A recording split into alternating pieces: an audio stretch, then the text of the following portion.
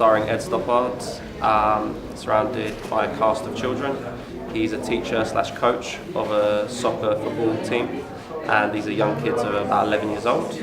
and a group of older kids start to antagonise him,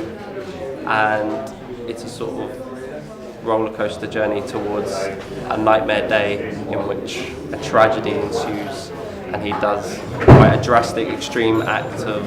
violence towards one of the young adult men.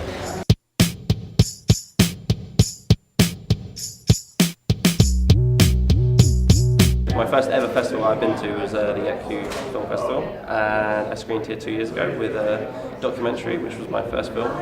which was a 2-year project where I spent time with one of Britain's most famous thieves who stole a Picasso and a Vermeer. So I screened it here and I got a special mention award, and it was one of the most special experiences ever, and it was my first ever film festival, and so it's wonderful to be back with wonderful people, wonderful films, in a wonderful environment. Yeah, this is a very special place to me.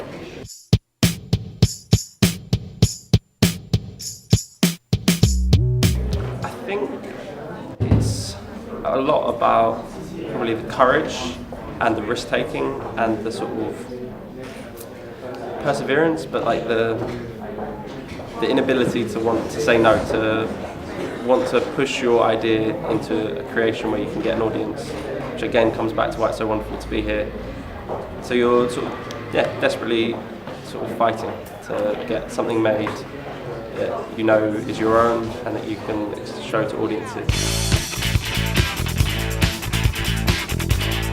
Come up with ideas that you really feel are your own, that you really feel represent the world as you see it, and then try as hard as you can to get those ideas made so that they're in a film format that you can then show to audiences at wonderful places like this, and yeah, online, wherever. Ride the wave of equity.